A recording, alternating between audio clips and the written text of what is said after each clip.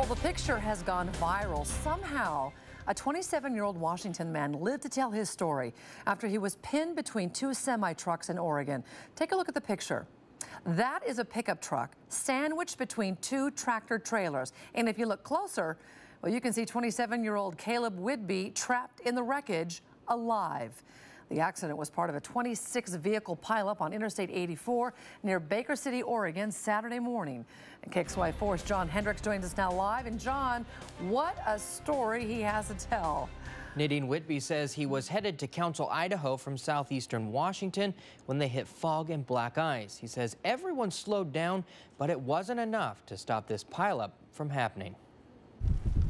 27-year-old Kaleb Whitby, happy to be back home on his farm in Mesa, Washington. All I could do was just close my eyes and hold the wheel and wait till it was done. Saturday morning, it all could have changed. And I've driven that road many a time. As he made his way down an icy stretch of 84 near Baker City, Oregon, the semi in front of him lost control, trying to avoid a crash. The next thing I knew, the truck was swerving and he jackknifed across both lanes, hitting the median and blocking both the guardrail. He collided with the side of that trailer, but the chain reaction crash wasn't over yet. I could see semi-lights coming, and as soon as I saw those lights coming, I turned with my face forward, gripped the wheel pretty tight, and said a prayer that everything would be okay. Whitby pinned between the semis. You can barely see his face in the wreckage. The only space that actually wasn't completely filled with metal and glass was that area that I was in. Somehow, he survived,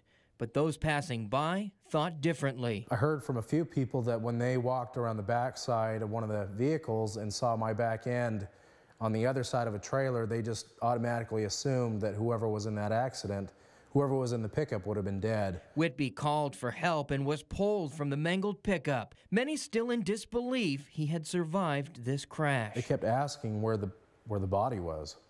They kept asking where the person was that was in the vehicle. As I would stand and look at them and raise my hand and say that was me, just the awestruck face that they had, it was incredible. A story of survival even he didn't expect to tell. Once I was able to get home and get out of the car and be able to hug my wife and my son and realize that it was over and that I was taken care of, that all I could do was say thank you and just hold them a little longer.